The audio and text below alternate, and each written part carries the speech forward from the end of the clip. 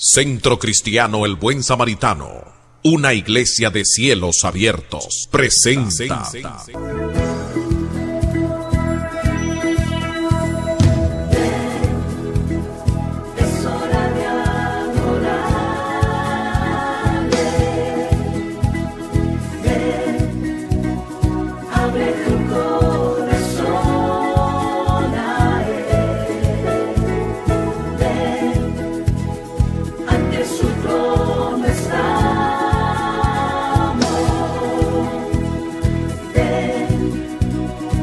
Palabra viva.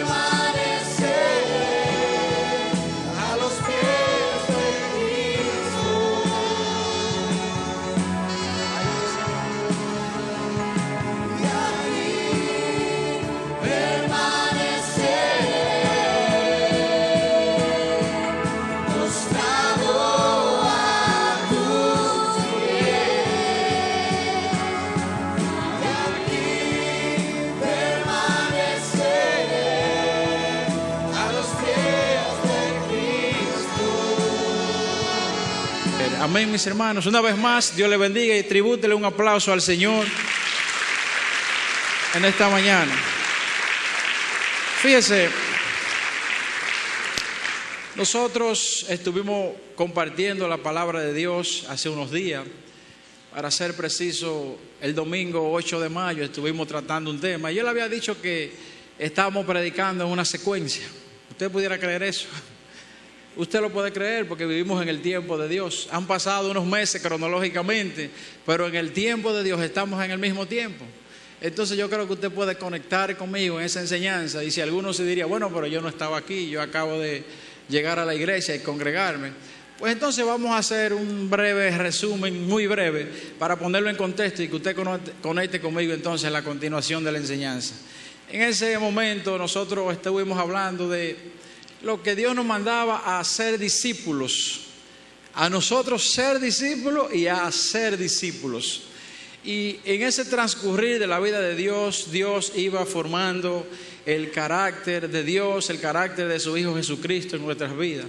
No hay una enseñanza, no hay un principio que yo me haya aferrado más fuerte a Él cuando yo llegué a esta casa, que me dijeron: el propósito de Dios en tu vida es formar el carácter de Jesucristo en ti. Y yo me he dado cuenta que no hay nada que hagamos en pos de Dios donde no salgamos transformados en alguna dimensión, donde ese carácter no se continúe formando. Entonces, si me ayudan, yo quisiera mostrar esos principios que estuvimos viendo, un solo slide, si me ayudan allá arriba. Pero si no, ok, ahí nosotros hablábamos de ese discípulo va a mostrar algunas marcas que le son distintivas de ese siervo que tiene el carácter de Dios. En esa oportunidad nosotros estuvimos hablando de lo que era la primera marca, el amor por los hermanos. Nos desplazamos a través de una serie de textos y al final llegamos a preguntarnos, a autocuestionarnos, ¿por qué a veces, aún habitando en la vida del Evangelio, pues no era notorio esa marca en nosotros? Y Dios nos instruía que en la medida de que yo me hacía consciente que ese hermano mío es un dispensario de la gracia de Dios en la misma dimensión que yo lo soy, que él es un llamado de Dios. Entonces, por cuanto tú valoras la gracia que Dios ha puesto en ti, y así también con los demás, comienza a formarse ese amor en ti por los demás de manera natural y sin hacer esfuerzo, precisamente como son los frutos del Espíritu de aquel que tiene el carácter de Dios. Amén, mis hermanos. Entonces, para hoy, en esa continuidad que en el Kairos de Dios ya estamos en contexto, ¿verdad que sí? Amén, mis hermanos. Entonces vamos a hablar del segundo carácter. Dios, en la formación del carácter, tiene muchísimas características. Si estamos formando el carácter de Dios, Dios tiene muchísimas características. Pero yo quise destacar estas tres como monumentales, primordiales en la vida de un discípulo que representa a Dios, que es un embajador de Dios, que se ha dispuesto para mostrar las virtudes de aquel que le llamó, como dice la palabra de Dios. Y vamos a hablar en el segundo punto hoy de la paciencia en medio de la prueba y en medio de la aflicción. Tomamos el texto de Mateo 28 como base, Mateo 28, 19, 20.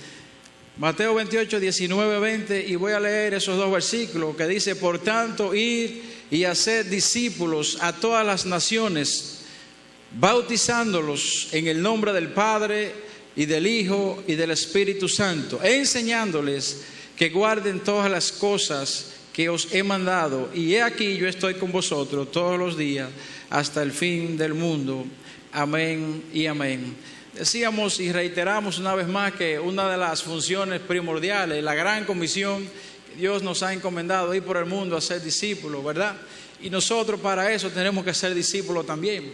Entonces, incluso para yo poder llevar un discurso cristiano a los demás, sobre todo aquellos que no conocen a Dios, debiera yo comenzar a poder reflejar algunas de las características de ese Dios del cual yo le estoy hablando. Amén. Eso no significa que la palabra de Dios tiene eficacia por lo que yo vivo, por lo que no viva. Dios es Dios sin mí y conmigo, pero es necesario que sea así porque hay más eficacia en el anuncio del Evangelio. Y vimos llamados radicales, vimos a los hijos de Zebedeo, a Juan, a Jacobo, cómo Dios le llamó, estando ellos pescando, y le dijo: deja sus redes y sígueme. Y dice la palabra de Dios en uno de los textos más específicos: y ellos, dejando sus redes y a su padre, le siguieron. Dejando sus redes. Sabemos que Dios llamó a ese grupo de los 12 a tiempo completo. Y si dice la Biblia que una multitud seguía a Dios, multitud, entonces llamó a 12 que iban a estar en la intimidad. Así mismo sucede en la iglesia, no todos están a tiempo completo trabajando en la obra de Dios, pero Dios llamó a algunos. Ahora sí hay un llamado que es para todos, y yo comentaba eso en esa ocasión también, que es que Dios sí nos ha llamado a todos a dejar las redes que nos impiden el acercamiento a las cosas de Dios. ¿Qué son las redes? ¿Qué es dejar las redes? Dejar todo aquello que se convierte en un obstáculo, en un impedimento para que yo pueda continuar acercándome a Dios. Amén, mis hermanos. Entonces, Dios tuvo llamado, vamos a decir, radical. Entonces, en cuanto a la paciencia, yo quisiera, si me permiten, solamente definir una palabra, porque se escribe como un poquito exactamente. Entonces, quisiera ver esta palabra que dice macrotumia, que habla de la paciencia, como usted puede ver ahí, habla de la perseverancia. Usted en muchas ocasiones ha oído el término macro, ¿verdad que sí? La macroeconomía, una visión macro del asunto, una visión holística, universal, completa, que no es micro, que no es pequeña. Entonces, cuando hablamos de macro, hablamos de algo grande, algo largo. Amén. Entonces, la otra parte de esta palabra compuesta que usaban en ese tiempo el pueblo de Dios, y habla de la perseverancia, habla de un temperamento. Es como entonces si hubiera un temperamento grande, un temperamento fuerte. Y ya buscando una conceptualización de la palabra, dice macro, grande, largo, tumia, temperamento. Entonces estamos hablando de permanecer bajo el calor. Oiga esta definición. ¿Qué sería la paciencia desde el punto de vista del original de macrotumia? No solamente ser pasivo, no solamente soportar. Oiga lo que dice: es permanecer debajo del calor por mucho tiempo, soportar el calor pero con una buena actitud. Y entonces vamos a ver una definición un poquito más abarcadora de la paciencia en este día, porque ciertamente podemos ser pacientes, pero yo puedo esperar poniendo una cara,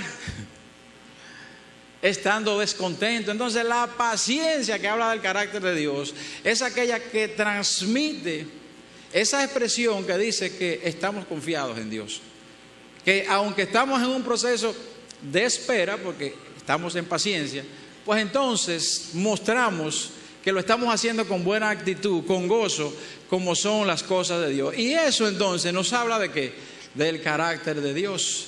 No nos hablan los frutos del Espíritu en Gálatas 5:22, que uno de ellos es la paciencia. Entonces los frutos del Espíritu de Dios, los que se reflejan por el carácter de Dios, por la naturaleza de Dios. Si nosotros vamos al libro de Salmos, a los libros de los Salmos, en el capítulo 86, verso 15, Salmos 86, verso 15, un solo verso, y dice la palabra de Dios ahí: mas tú, Señor, Dios misericordioso y clemente, lento para la ira y grande en misericordia y verdad.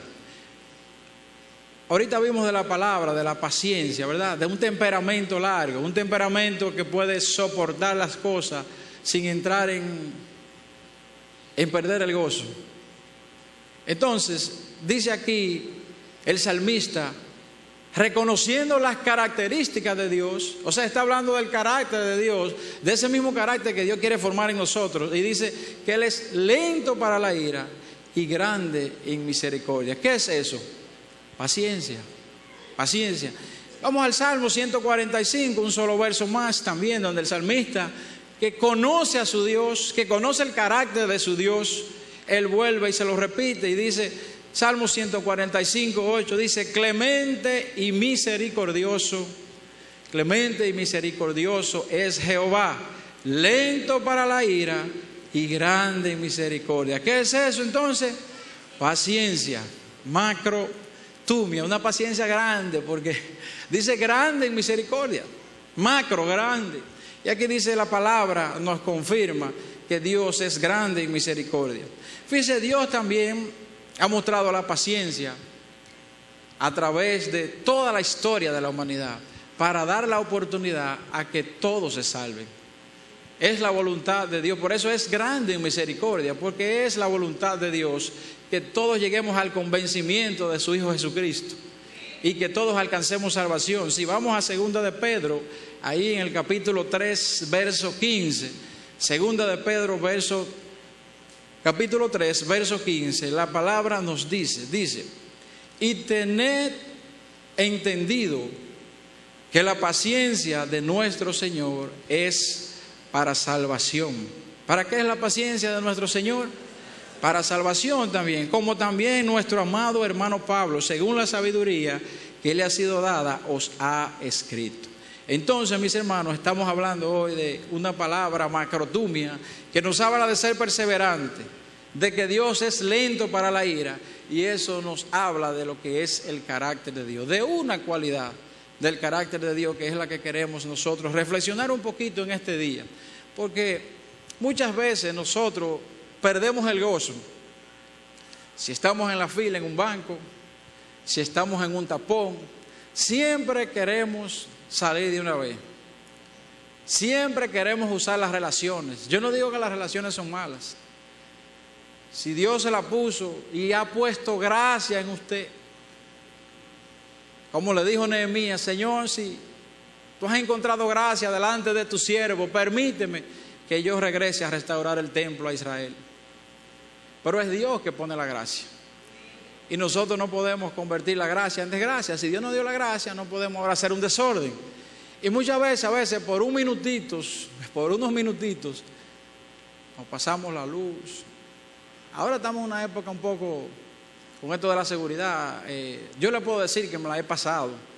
Cuando pasan las 10 de la noche y estamos solos, no hay nadie. O sea, a veces es difícil usted detenerse porque se le pueden poner al lado. No andamos en temor, pero andamos en precaución. Amén, mis hermanos. Yo no sé, ahorita cuando Francis oraba por las ofrendas, algunos presentaron unos motores. Yo estaba ayer bromeando con un amigo mío. Digo yo, siervo, por ahora si yo vengo a pie de lejos, usted no me puede dar una bola. Ustedes sabían la resolución del viernes. Bueno, no sé si es resolución oficial, pero sí salió en los periódicos y muchos comentarios de que a partir de ahora usted no puede andar con una persona atrás en un motor ni una pasola.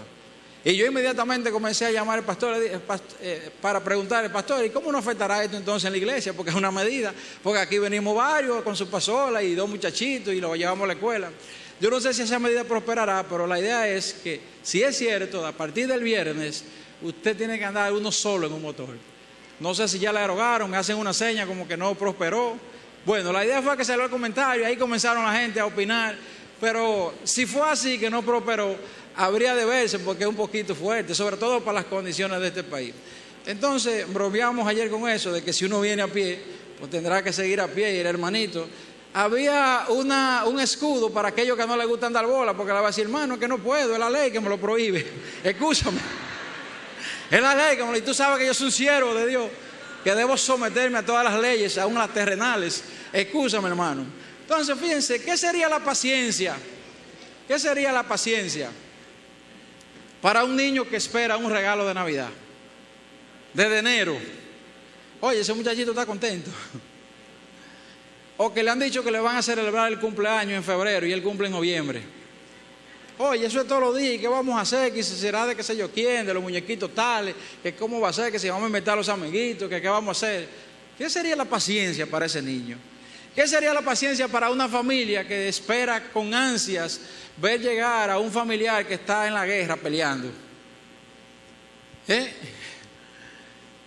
O sea, desde el punto de vista de la definición que le hemos dado en Dios, imaginemos que la familia es cristiana y que ellos van a mostrar la paciencia en el macrotumia, un temperamento que aguanta largamente y con gozo. ¿Qué sería la paciencia para esa familia? Pero ¿qué sería la paciencia para un misionero que se ha hartado la vida predicando por todos los lados y ve que nadie se convierte y que las almas no responden? ¿Qué sería la paciencia para él? Un hombre que ha viajado muchísimo y se han convertido algunos, pero él siente que, oye, con tanto viaje y tantos ayunos, intercesión de los hermanos, ¿qué sería para él la paciencia? Me pregunto yo. ¿Qué sería la paciencia para un doctor? Conversaba con mi cuñado, que es doctor, ayer mismo, porque como tenía la paciencia, comencé el día entero a observar todos los actos de paciencia, incluso yo mismo, a ver si, para termómetro. Y le hice un par de preguntas. Él me dice, bueno, mira, a veces yo tengo el consultorio lleno de personas y la verdad es que eso está lleno. Tú sabes que a veces uno quiere darse rápido, pero viene un señor que su único problema, el único que él cree que está ahí es él, y que su único problema es importante. Y es verdad, la situación de él es su problema. Ese es el gran problema. Y usted tiene que atenderlo, escuchar todo lo que él le dice, que ya él fue a unos médicos y se hizo tal cosa y que él cree que tiene tal cosa también. Y después que él te dice todo eso, entonces usted tiene que ministrarlo médicamente de acuerdo a los procedimientos médicos. ¿Qué sería la paciencia para ese doctor? O él mismo, que me contaba que tuvo que entrar a una cirugía que duró desde las 6 de la mañana hasta las 11 de la noche. Y no salen al baño, no salen a comer, quizás respiran y se secan al sudor. Eso da 17 horas, me decía él. Y eso le ocurrió, no ahora que él es doctor, le ocurrió cuando él estaba en qué sé yo cuánto, le dicen los médicos, ya para terminar, con el patrón al lado. Y me dice él que cuando ya el jefe que hace el procedimiento, el que es medio crítico, y luego los ayudantes, ellos que están aprendiendo, comienzan entonces a cerrar y todo eso, y él se fue y lo dejó que ellos terminaran, pero no bien pasaron media hora, dice que él lo llamó. ¿Y el paciente, cómo va? ¿Terminaron? Sí, sí, está todo bien. Cuando abre la puerta era el hombre entrando, porque él lo está, en cierto modo lo está enseñando y lo está educando para médico. Y dice él que se sorprendió porque pensaba que el hombre estaba en su casa y le hizo la pregunta y ahí mismo abrió la puerta. ¿Qué sería la paciencia para esos médicos que tienen que pasar por eso? Pero ¿qué sería la paciencia para un pastor? Un pastor que ha tenido por convicción que a través de una iglesia orando, una ciudad será ciudad de Dios. ¿Qué será la paciencia para el pastor Rafi de ver que Gente van al parque, otros vienen, otros se suman, otros se fueron. ¿Qué sería para él la paciencia? Me pregunto yo. Un hombre con la convicción de Dios, de que Dios declaró eso y él lo cree. ¿Qué sería la paciencia para él? Es un poquito difícil cuestionar.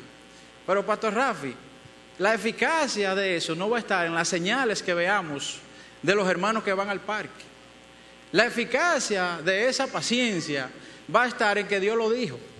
Los hombres de Dios no se mueven por señales de que hoy el parque está lleno, de lo que los hermanos están asistiendo. Ninguno de los hombres de Dios se movió por señales. Los hombres de Dios se movieron porque Dios lo dijo. Hermano, pero Abraham estaba en su casa cómodo, tranquilo, ¿cómo diría ella? Contestó.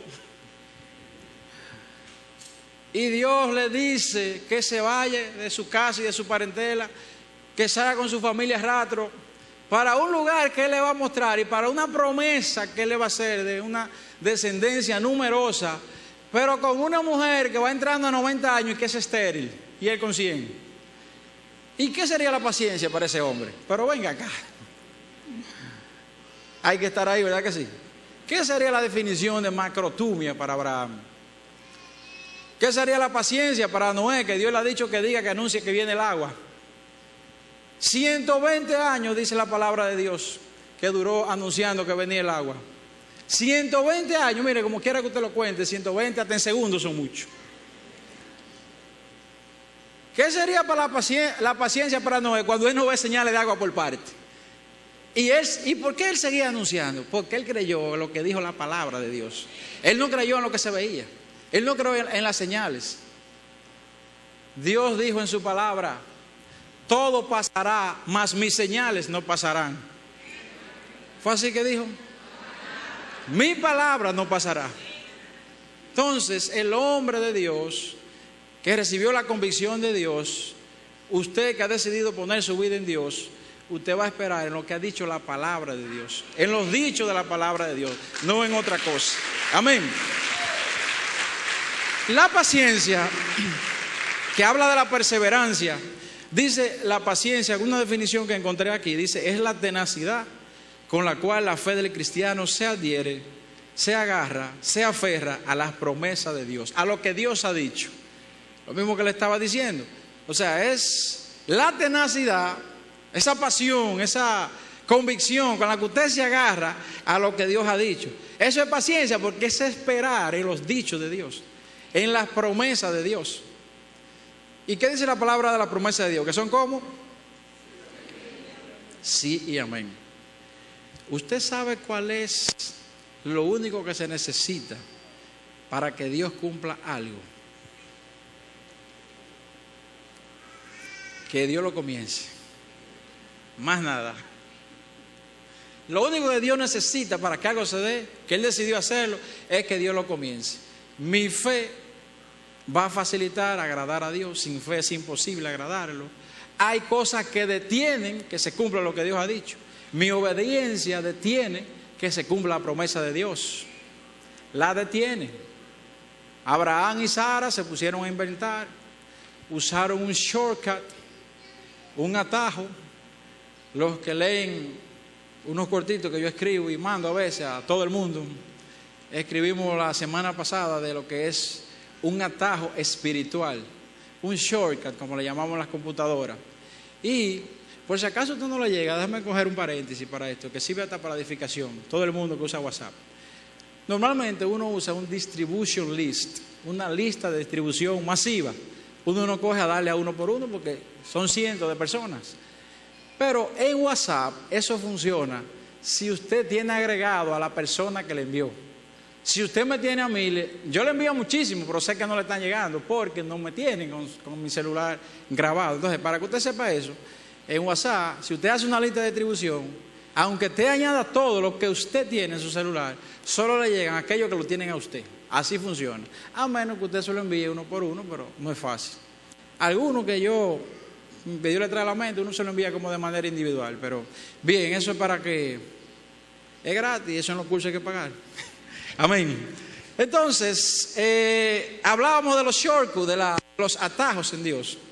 ¿Y qué es un atajo? es procurar buscar una solución rápida a través de un método que no es aprobado por Dios. Un atajo es buscar una solución rápida a las cosas a través de un método que no es aprobado por Dios. Sara vio a bien tener un hijo con la esclava Agar y Abraham porque la paciencia se desesperó un poquito. Pero no era fácil. Llevan años, ¿verdad que sí? O sea, sabemos que no es la paciencia que Dios quiere mostrar a través de nosotros, pero la entendemos. Y más nosotros, ¿verdad que sí? Que somos hombres débiles y sabemos que nos desesperamos muchísimas veces. Entonces, tienen a Ismael y ya usted sabe toda la historia. Un hijo que tuvo que ser desterrado, que se crió sin el abrigo del padre. Y entonces vemos hijos bajo la plenitud del Padre, son los que claman Abba, Padre. Cuando no estamos bajo la plenitud del Padre, eso no crea un problema. Y algunos que le han dado seguimiento a la historia, si usted quiere ver esos países que viven en guerra, por Arabia, por esos sitios, por todos esos lados, dicen que la genealogía completa viene de Ismael. Que Dios le prometió que iba a ser poderoso, que iba a ser rico, no lo son ellos, pero que se crió anhelando a estar en la plenitud del Padre como estuvo Isaac. Y hay toda una historia que usted le puede dar seguimiento ahí. Entonces, mis hermanos, desarrollamos la paciencia al caminar íntimamente con Dios y a través de las situaciones que Dios permite. ¿Qué quiere formar Dios en nosotros? Hemos dicho tantas veces aquí, su carácter. Entonces, cuando tenemos el carácter de Dios, brotan los frutos del Espíritu, porque es los frutos del carácter de Dios. Son los frutos del Espíritu de Dios. Entonces, Gálatas 5:22 nos habla de algunos de los frutos. La paciencia sabe esperar. Por eso, el amor es paciente. Dice 1 Corintios capítulo 13, ¿verdad? No dice, el amor es paciente. El amor lo soporta todo, lo aguanta todo. Y habla de la paciencia del amor. Entonces, vemos que hay una conexión en los frutos del Espíritu. La paciencia es un fruto del Espíritu, el amor es un fruto del Espíritu. Entonces el amor es paciente. Cuando yo no muestro la paciencia de Dios con la actitud que Dios me dice, entonces yo no estoy teniendo amor por los hermanos, porque yo no le estoy mostrando a ellos la paciencia que Dios ha tenido conmigo. ¿Sí o no? O sea, fíjense cómo se conectan. Si yo no muestro la paciencia delante de mis hermanos, yo no lo estoy amando, porque cuán paciente ha sido Dios con nosotros. Amén. Entonces no lo estaría amando mostrándole eso. Jacob fue un hombre paciente. Usted sabe lo que es esperar, y hablo a los jóvenes, a los adolescentes, lo que es esperar 7 años por un amor, por Raquel. Pero no 7, fueron 14, porque después, cuando su tío Labán lo engaña, él le dice, ok, dame 7 añitos más, porque decía que a todo lo que Jacob le ponía la mano, eso fluía, prosperaba. Estaba la gracia de Dios en él. Pero estaban los frutos del Espíritu de Dios. Él era paciente. Pues está bien, Labán, 7 años más. Dice la palabra de Dios que Dios le entregó a Raquel al inicio de esos 7 años. Él no esperó los 14. Pero para irse ya había un pacto, un contrato de trabajo laboral entre Labán y Jacob, que había que tirarle 7 años más. Pero no fueron 14 tampoco, fueron 20. Porque luego tuvo que dedicarle 6 años a trabajar con los animales, si usted lo lee en Génesis. ¿Habrá sido Jacob paciente por una mujer? ¿Se habrá guardado para ella? Y luego Jacob sale de la tierra de Labán a todo lo que Dios le tenía predestinado por delante. ¿Habrá sido Moisés paciente? ¿Dónde estaba la confianza de Moisés en que con un bastón iba a sacar a 2 millones de israelitas que estaban en Egipto? El censo habla de 2 millones aproximadamente. ¿Y con qué fuerza? Como dijo Gedeón. ¿Dónde estaba la fuerza de Gedeón? Precisamente para enfrentar a todos los enemigos que se levantaban. Lo que Dios había entregado al pueblo de Israel en manos de Madián por 7 años, dice la palabra de Dios. Y Gedeón dice, Señor, ¿y con qué fuerza? Entonces Dios le muestra mucho más. Dice que un pueblo numeroso de parte de Israel se dedicaba a pelear. Y Dios dijo, no son toda esa gente, sácame 300 nada más.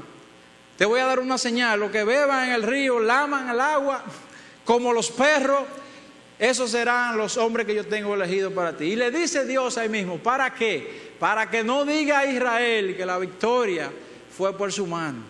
Entonces todos los actos de Dios a través de los hombres de Dios van a tener que tener los principios del carácter de Dios. Paciencia, fe, no es la fe, otro fruto del Espíritu.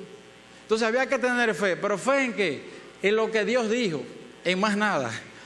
Dios dijo que tú vas a sacar 2 millones de gente, no sabemos cómo. Irás a un desierto y ahí entonces ese es el campo de entrenamiento para ejercitar la paciencia. Y ya hablamos de Abraham. Fíjense que cuando se habla de la parábola del sembrador, que él regó 4 semillas, se da la traducción de lo que pasó con las 4 semillas. Brevemente dice que la primera semilla cayó al camino y vino Satanás y la quitó fácilmente. Quitó la palabra de los corazones. Luego dice la segunda que cayó en pedregal. La tercera dice cayó en espino. Esto es los afanes, el dinero, las cosas de este mundo. Ahogan la palabra de Dios que está en tu corazón. Y la cuarta dice que cayó en tierra buena. Ese oye la palabra, la recibe y da fruto. ¿Y da qué?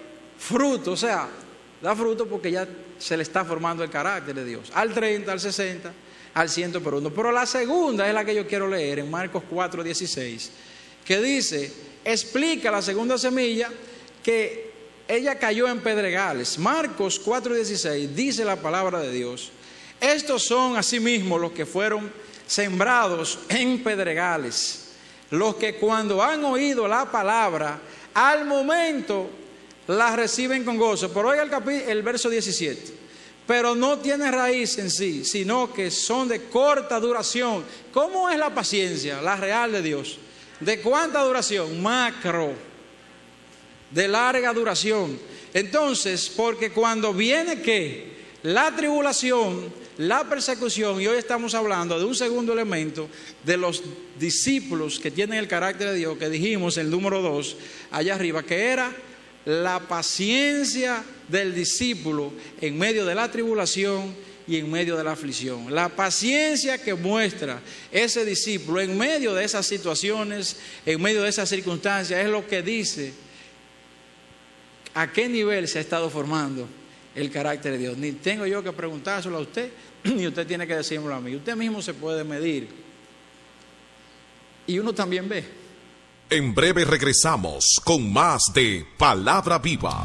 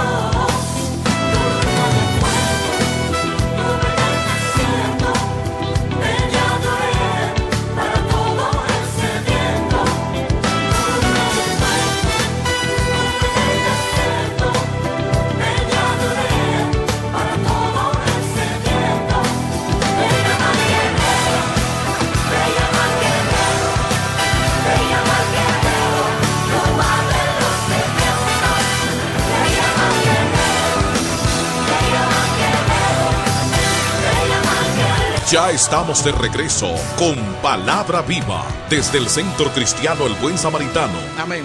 Fíjese, yo digo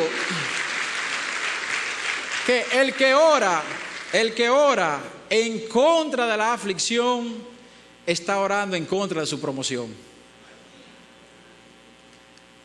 Cuidado, hermano, como uno dice. El que ora en contra de la aflicción está orando en contra de su promoción, porque si usted la detiene y es necesario pasar por Samaria, como hemos sido instruidos aquí, si es necesario, ¿qué es necesario? ¿Qué es necesario? Esa palabra ni se define. Es preciso que eso suceda. Entonces, si usted está en aflicción, ¿usted sabe qué es lo que hay que tener? Macrotumia. Paciencia, con gozo, moverse de acuerdo a lo que Dios dice, soportando como el amor lo soporta todo, mostrando el carácter de Dios en gozo, y Dios le puede exonerar ciertos exámenes de ese semestre. Él puede hacerlo, porque Él sabe que usted sabe. Ahora, si usted está para que otros a través de usted lleguen al convencimiento y sea manifiesta la gloria de Dios, usted va a tener que ir al horno de fuego, como Sadrach, Mesach y Abednego, como Daniel que va a la fosa de los leones. ¿No sabía Dios que esos hombres habían dispuesto su corazón?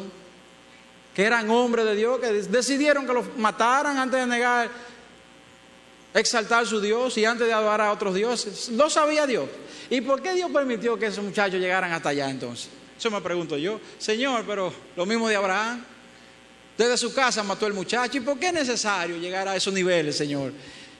Es que esta historia, mis hermanos, no se trata de Abraham, no se trata de Moisés, no se trata de José, no se trata de Factor Rafi ni de Franklin, se trata de la historia de Dios. Es necesario que usted entienda cuál es el propósito de Dios en su vida y cómo usted conecta con la historia de Dios, para que, como dice la Biblia, su nombre no sea cortado y salga usted allá. Joseph Hamilton contribuyó en la alabanza de la obra de Dios, santo, escrito. Esa fue su misión. No es que se exalte a Joseph. Y él, que sabe ese propósito, se apodera de él y dice: Señor, aquí yo voy a dar el grado, porque esta es la historia tuya. Señores, pero ¿y quién más grande que Moisés? Jesús, pero no se puede comparar porque es el Hijo de Dios. Estamos hablando de los hijos humanos. ¿Quién más grande que Moisés? Y cuando Dios le pasa la batuta a Josué, no se habla más de Moisés. Dice la Biblia que, oiga lo que dice la Biblia, dice que Moisés murió con todo su vigor. Esto es, que no tenía ni una enfermedad y sus ojos estaban 20-20, dice la Biblia. Sus ojos estaban nítidos, 120 años tenía Moisés. Y murió con todo su vigor. ¿Qué quiere decir eso? Y dice, y Dios lo enterró, dice la Biblia así mismo. Dice, y Dios lo enterró. ¿Qué quiere decir? Moisés, usted sabe como un asuntico con Moisés, que como le decía ahorita, ¿qué puede hacer que no se cumpla la promesa de Dios en esa persona? Pero la promesa de Dios se va a cumplir. Bueno, que tú desobedezcas, y la ira de Moisés provocó que él no entrara a la tierra prometida, pero el pueblo entró. La promesa de Dios, si Dios lo dijo, eso va. Yo no sé si es contigo o es conmigo, pero eso va. Entonces procuremos estar en el propósito de Dios, en la línea de Dios, para que su nombre no sea borrado y usted entre a la tierra prometida. No estoy hablando de la salvación. Si usted aceptó al Señor Jesucristo, la palabra nos enseña que es suficiente para alcanzar salvación. Estoy hablando de ser partícipe de la obra de Dios. Y qué bueno que los demás vean en usted el carácter de un hijo que se está formando para Dios y que puede mostrar esas virtudes de aquel Dios que le llamó. Entonces, no estoy hablando de la salvación, estoy hablando de eso. Entonces, interesante ver cómo algunos dicen, no, lo que pasa es que el pueblo judío, si hay algo que se le conoce, es que es un idólatra por naturaleza. Fue idólatra. No bien Moisés dio la espalda, se inventó un becerro de oro, ¿verdad que sí? Entonces, Moisés todavía el día de hoy, porque hay gente que no aceptó al Señor Jesucristo ni consideró que es el Mesías dentro del pueblo judío, es el gran líder. Y todavía en el Nuevo Testamento se habla con Moisés con la autoridad que se le confiere, como tal, que así fue. Pero muchos dicen, oye, si Dios le deja, dice que Dios enterró a Moisés, no permitió que nadie lo enterrara, sanito se lo llevó. ¿Por qué se lo llevó? Moisés, ya tú cumpliste con tu propósito. Esta no es la historia tuya, Moisés, esta es mi historia, yo sigo. La historia de hoy se está estudiando, se está escribiendo hoy, pero nosotros pasaremos. Entonces decían que si Dios le deja a Moisés vivo, todavía lo tuvieran ellos adorando y lo embalsaman y hacen de todo, guardan los huesos. Ustedes saben que los huesos duran muchísimo, y más si son todavía estuvieran exaltando a Moisés en vez de Dios. Entonces, esta historia es acerca de Dios. Dios es real. Nosotros vamos a pasar. Yo le preguntaría a usted, Willy, ¿quién es más real? ¿Dios o Franklin o Joseph? Para usted, ¿quién es más real? ¿Cómo Dios, Willy? Pero tú lo estás viendo a ellos los dos ahí. ¿Cómo que Dios? Tú lo estás viendo a ellos dos ahí. ¿Quién es más real, de Dios o ellos dos? Eso yo lo cogí de la película Dios no está muerto. En la escena final, cuando la joven se le acerca a los cantantes que le dedican un tiempecito para orar por ella, y ella le dicen, ustedes que hablan de ese Dios, que es real, y salta uno, Dios es más real que tú y yo que estamos aquí. ¿Cómo que es más real? Sí, porque Dios, tú y yo vamos a morir ahorita, y de Jesucristo se va a seguir hablando. No se ha seguido hablando por miles de años. Entonces, cuando tú le digas al hijo tuyo, cuando tu hijo que tú dejaste, que va a tener un hijo, o sea, tu nieto, le diga que tú exististe, él no va a creer en eso. Ahora él va a creer que Jesucristo sí existió, porque se sigue hablando de él por los siglos de los siglos. Entonces, ¿quién es más real? Sí, usted respondió bien, Willy. Dios es más real, porque Él permanece para siempre. Él habitó en la eternidad. Dios siempre ha existido y siempre existirá. El alfa, el omega, el principio y el fin. Quiere decir que Él habita en la eternidad. Eso no es tan fácil de entender, pero que Él habita en la eternidad. No hay antes ni hay después. Entonces, mis hermanos, a veces cuando uno dice Dios, para formar tu paciencia, para crear el carácter, te puede traer por amor o por dolor. ¿Sabe que yo comencé a cambiar esa frase? Ya yo digo que Dios te trae por amor o por amor. Es que grande en misericordia y lento para la ira. Es realmente cuando te ocurre una situación difícil que uno le llama por dolor. No, es que Dios te ama tanto que como tú no atendías a la voz de Dios de las tantas formas de cuerdas de amor que Él te dijo, Dios te ama. Oye, ¿cuánto te ama Dios? Te crea una situación difícil para Él atraerte. Entonces, ¿es por amor o por amor? Sigue siendo por amor. Lo que pasa es que Dios va a cumplir su palabra en ti. Dios ha de completar la obra en ti. Entonces, ¿quién es el hombre que puede buscar a Dios cuando está en abundancia y todo marcha sin dificultades? ¿Cuál es ese? Eso es hasta peligroso, mis hermanos. Gloria a Dios por aquel que puede valorar el bienestar de Dios. Hay momentos que usted dice, oye, estoy bien ahora, no estoy enfermo, las cosas están fluyendo, las cosas están saliendo. A veces uno dice, hoy estoy yo bendito.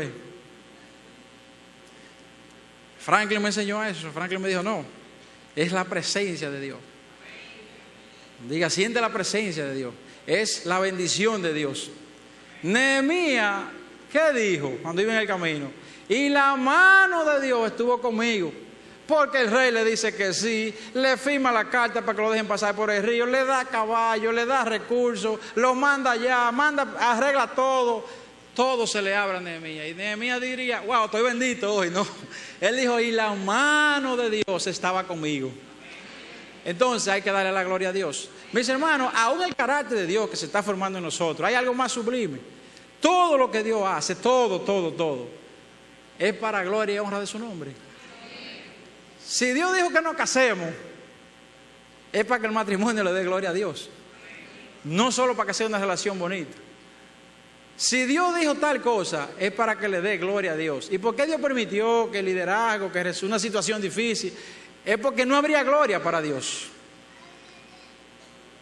Si todo está bajo control, si todo está controlado, bajo nuestro control, ¿dónde estaría la gloria de Dios?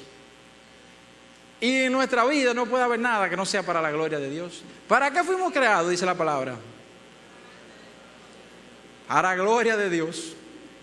Y eso es, no hay nada que se deba hacer. Oiga, si hay alguna cosa que se haga para Dios y no da gloria a Dios, yo no creo. Cuando usted cuenta un testimonio, que es muy normal, casi todo el mundo tiene un testimonio. Yo no he contado un testimonio nunca todavía. Yo debo tener uno, porque Dios me llamó, Dios me salvó. No estábamos en los caminos de Dios. Tiene que haber una historia, ¿verdad que sí? Pero el testimonio que sirve para edificación del pueblo debe exaltar la gloria de Dios. Si el testimonio se quedó hasta ahí, que tú eres un verdugo, wow, que no dio gloria a Dios. Por eso que hay testimonios que no edifican. Cuando usted lo cuenta, que Dios, yo estaba en tal cosa. Hay que ver, hermano. Tú procuras exaltar que tú has sido un verdugo, pero el testimonio tiene que darle gloria a Dios.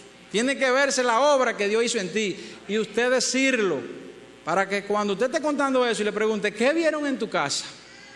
Usted no le muestre, como hizo el rey, todos los materiales, todas las armas, todo su esplendorío, y se le olvidó Dios.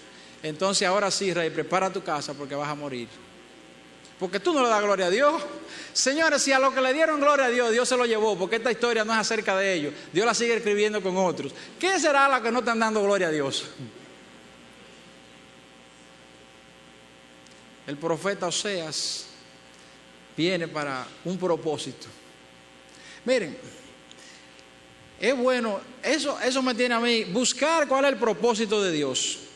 Si es pequeño, no lo vea pequeño, ese es su propósito. Y a lo mejor Dios en un momento terminará su vida, pero siéntase bien con eso que Dios le puso. A veces creemos que es esperar cosas de Dios, porque yo ando bien con Dios, y esperar las bendiciones de Dios. Esas son consecuencias. Pero el profeta Oseas, Dios lo hace, dice la Biblia, enamorarse de una mujer prostituta. Aficiado, en pocas palabras. Falling in love, le dicen en inglés. De cabeza, aficiado, cayéndose por ella. Y hace que le sea infiel. Y después, ¿qué le dice Dios? Eso es para que ahora tú vayas y le digas al pueblo, así me he sentido yo con mi pueblo, como tú te sientes, traicionado, porque se han ido en pos de otros dioses. Señor, ese fue el propósito de Dios. Él fue un profeta. Y hay más cosas, se puede leer. Entonces te dice, wow, pero ese hombre vino a esa misión, y la bendición de él, y los hijos, y es que, oiga, no es la historia suya que está escribiendo, es la historia de Dios. Bienaventurado aquel que su nombre no sea cortado y cuente en esa historia. Mateo capítulo 1, que nadie le gusta leerlo, fulano, hijo de fulano, y fulano, ¿y qué será todo eso? Uno de los capítulos más fuertes cuando usted lo entiende. Usted lo lee varias veces, porque ahora usted quiere ver cuáles parecen ahí, que significa lo que fueron contados en la descendencia de la cual vino Cristo. Usted sabe lo que es Tamar, tener un hijo como fuera del diseño de Dios, con Judá, su suegro, en un acto de que ella se vistió de prostituta, porque él 2 hijos había tenido, Judá, que eran esposos de ella, y los 2 murieron, y había que crearle descendencia, porque oiga, ¿cuál es lo importante? Que su nombre no sea borrado, más nada. Y su pequeño hijo Sela, que ya ve que creció, y el papá no se lo da a Judá, y dice, bueno, pero este hombre está jodón. Yo me imagino también lo que sentía Judá. Oye, pero esta mujer me ha matado 2 de los hijos ya. A veces dicen en la sociedad que hay mujeres que matan hombres. Y la gente le huye y no se casa con ella, porque ya se han muerto 3. Pues Tamar se habían muerto los 2 hijos de Judá. Y ella ve que Judá le dijo, vete a tu casa de tu padre, consérvate allá, que cuando mi hijo Sela crezca, ya y Onán habían muerto. Los 2 pues malos, dice la Biblia. Dice la Biblia, y Dios los mató porque eran malos. Textual lo dice. Vete a tu casa y consérvate allá, que cuando mi hijo crezca yo te voy a dar. Y ella ve que no, pues ella inventó un plan. Sale la mujer embarazada. Ustedes saben la historia. El que salía fuera en fornicación, un acto la ley era sacarla, apedrearla. Bueno, sacaron a la mujer porque ya la barriga se ve. Y entonces van a todo el mundo a apedrearla. Pero ella le había pedido a Judá, antes de acostarse con él, ¿qué tú me vas a dar? Yo te voy a enviar una oveja cuando yo la trasquile. Yo te la envío con uno de mis criados. No, espérate. Ya sabe que el hombre no era fiel, que no cumplía, porque no le estaba dando el hijo que le había prometido. Déjame el báculo, el bastón y un par de cositas como evidencia. Y cuando ella la van a pedir, ella un momentico, ¿de quién es esto? Y dice que Judá, en él hubo un peso, porque no vemos la relación como un acto sexual y carnal en la Biblia, sino con el propósito de crear descendencia. Y era la voluntad de Dios que viniera la descendencia, porque de ahí, de ese hijo, nació Cristo. Léalo en Mateo 1. de ese que nació de ahí, de esa descendencia, donde viene Booz y Ru, que aún siendo moabita,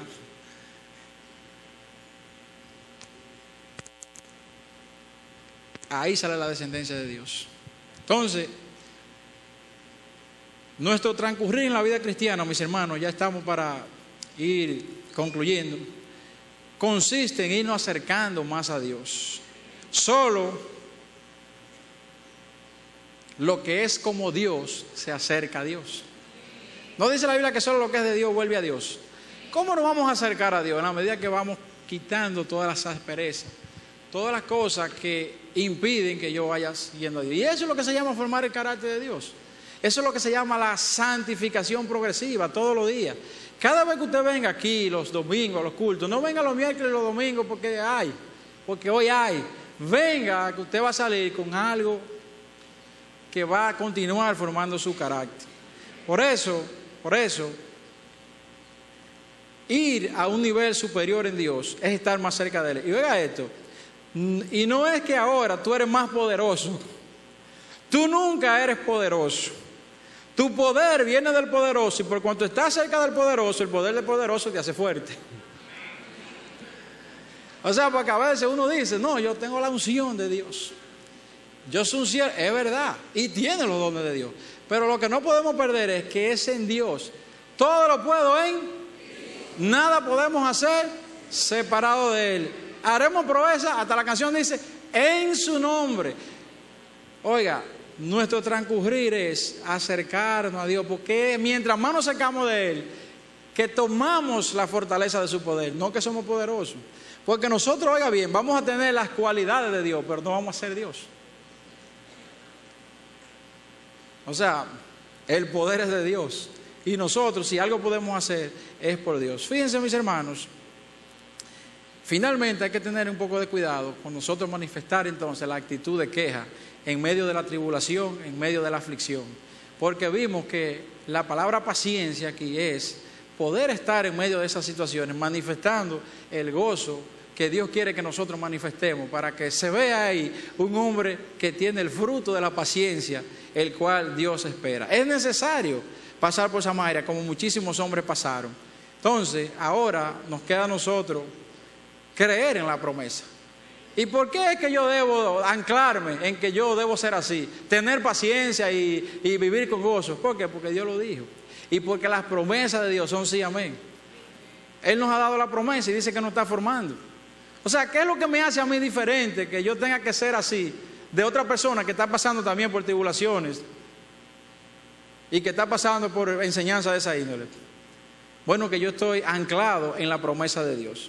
Entonces, mis hermanos, cuando la vida te prueba, te golpea, lo que va a salir de ti es lo que está dentro de ti. No siempre es porque yo he pecado que viene la prueba.